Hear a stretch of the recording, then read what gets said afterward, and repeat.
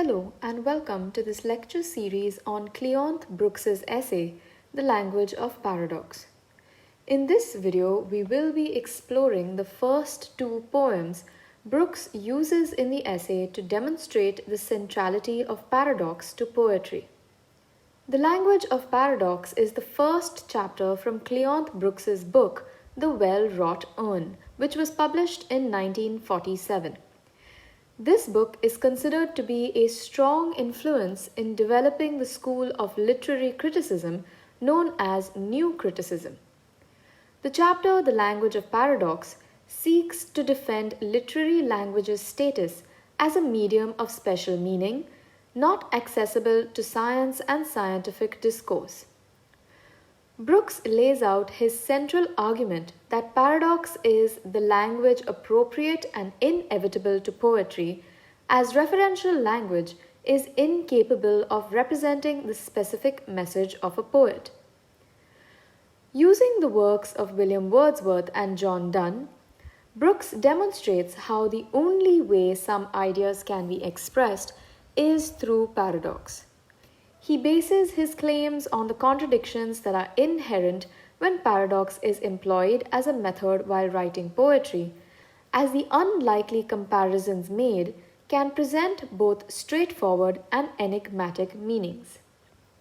So before we begin with an analysis of this essay, let us first deal with the question: what is a paradox?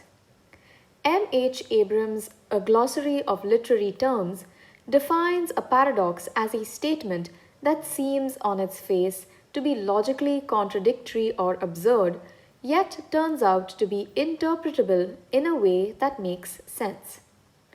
Ensure that you've understood the concept of a paradox before carrying on with the rest of the video. For further reference, check out some of the additional resources that have been provided to you. Coming back to the essay, Brooks illustrates his emphasis on the centrality of paradox in writing and understanding poetry by making references to the following poems. Number 1. It is a Beauteous Evening by William Wordsworth. It is a beauteous evening, calm and free. The holy time is quiet as a nun. Breathless with adoration, the broad sun is sinking down in its tranquillity. The gentleness of heaven broods o'er the sea. Listen, the mighty being is awake, and doth with his eternal motion make a sound like thunder everlastingly.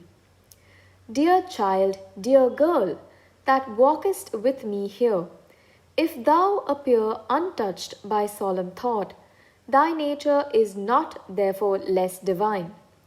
Thou liest in Abraham's bosom all the year, and worshippest at the temple's inner shrine, God being with thee when we know it not. The poem revolves around the speaker of the poem and a young girl. The speaker is filled with adoration and worship at the sight of the beautiful sunset, but the girl who walks beside him appears to not be worshipping when she should be. So therefore, why does the innocent girl worship more deeply than the poet? The underlying paradox in this poem is that the girl worships more deeply because she is filled with a constant unconscious sympathy for all nature, not merely the grandiose and solemn. Her unconscious sympathy is her unconscious worship, and this makes her more reverent than the speaker of the poem, who is filled with worship only at the sight of a great sunset. She is in communion with nature all year round, so her devotion is continual, while the speaker's is sporadic and momentary. Her careless innocence is a symbol of her secret worship. Cleonth Brooks goes on to talk about his idea of paradox as an integral part of poetry by bringing into consideration a second poem titled Composed upon Westminster Bridge by William Wordsworth. Earth has not anything to show more fair. Dull would he be of soul who could pass by a sight so touching in its majesty. This city now doth like a garment wear the beauty of the morning, silent, bare. Ships, towers, domes, theatres, and temples lie open unto the fields and to the sky. All bright and glittering in the smokeless air. Never did sun more beautifully steep in his first splendour valley, rock, or hill. Never saw I, never felt a calm so deep.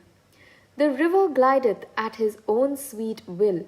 Dear God, the very houses seem asleep, and all that mighty heart is lying still. The paradox of this poem is that London is an artificial man-made city that seems naturally beautiful. City versus nature. They are polar opposites. But London is portrayed as beautifully alive, in tune with nature and outside man's influence.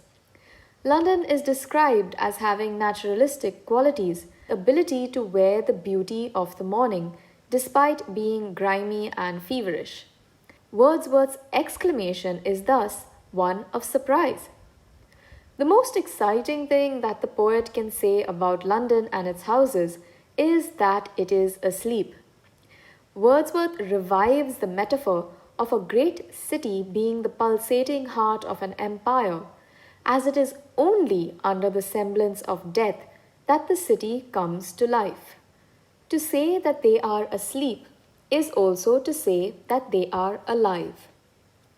In his preface to Lyrical Ballads, Wordsworth stated that his general purpose was to choose incidents and situations from common life, but to treat them and present them in an unusual aspect. Thus, by employing paradoxes in his poetry, Wordsworth depicts how the common was really uncommon, and that the prosaic can be poetic.